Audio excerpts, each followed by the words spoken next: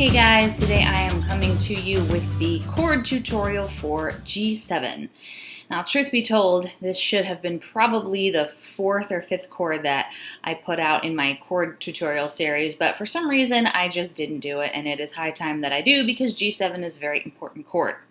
Now, it's not used as often as G, which is usually why I kind of skip to G if I'm in a hurry and come back to G7 later, but it is time to do an official tutorial. So if you use the sticker system that I use for my classroom, our G7 is yellow. If you take a look here, G7 is represented by the yellow dots, and I will put the graphic up on the screen of the G7 chord. Now, the reason why G7 is often taught as the fourth chord and then G, regular G major, is fifth, is because unlike the G chord, G7 actually does share a finger with one of the early beginning chords. And what we try to do is teach you the relationships between chords. Like if there's one finger that's in common, then it kind of helps you transition. For example, if you're playing an A minor and then you go to F, that is a really easy transition because your middle finger is already where it needs to be for the F chord.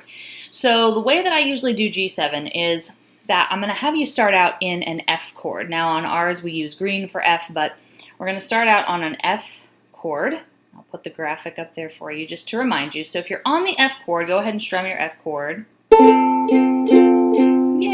F chord. Now, so if you're on the F chord, you'll notice if I take my fingers off that the yellow dot is actually on the same place as the green dot for F.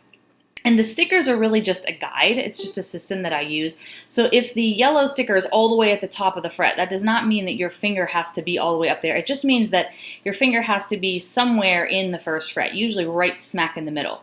So don't feel like you're stuck pushing down all the way at the top. That's actually really hard to do.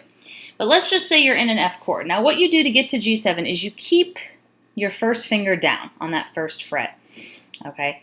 Then what you do, if you're playing an F chord, you move one finger, your middle finger, back one fret. See where that yellow dot is, right here. And then your third finger, it's a little hard to see, I'll shift my finger up, goes down here on the A string, second fret.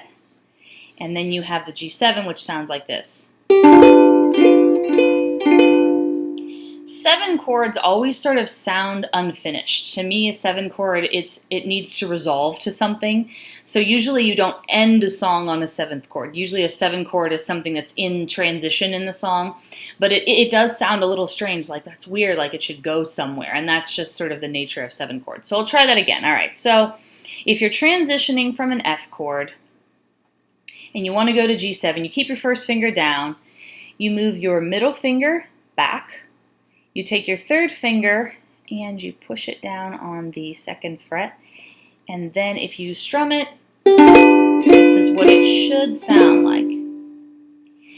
So I'm going to have you do some exercises to practice that. Now first and foremost, you just want to be able to get to G7 by itself without coming from anywhere. So you'll put your first finger down up here, middle finger here, third finger here, strum it. So if you can get G7 by itself, awesome. And then it kind of wants to resolve. I always want to resolve my G7 to a C. Yay! Now I'm in my happy place. So we're going to try some exercises. First, we're going to do the F chord to G7. So you're going to start an F chord. You're going to do 4 strums on F, and then you're going to transition to G7, 4 strums on G7, and then you'll come back down to F, and you'll do 4 strums there, and then you go 4 strums on G7. Remember that if you're going from F to G7, your first finger does not move. It stays in the same exact spot. You don't lift it up. It doesn't go anywhere. You don't move it. That's what makes that transition a little bit easier, is the first finger stays sort of anchored up here on that first fret, okay? Let's try this exercise. F for 4. Ready? Play. F, 2, 3, 4. Now you're going to switch to your G7 position. Find G7. Ready? G7, 2, 3, 4. And you're going to lift your fingers up. Go back to an F chord for 4.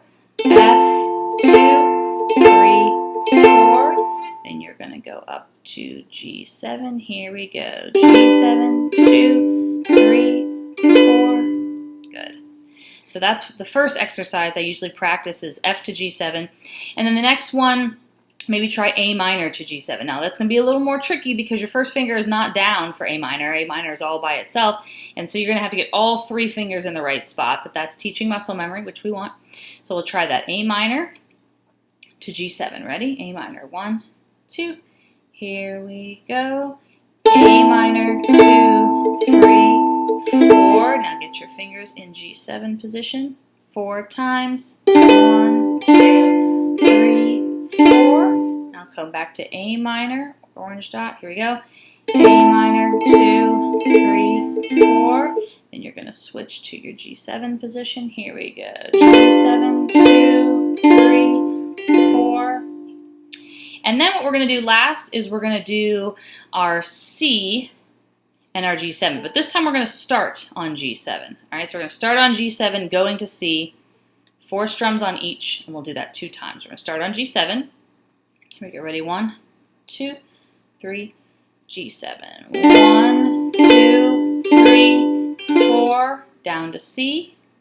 Here we go. C, 2, 3, 4. Back to G7, 4, 4. 1, 2, 3, 4. And then we switch to C chord. Really easy. Here we go. C, 2, 3, 4. Good. So I'm going to have a worksheet attached to the video that'll take you through some of these exercises.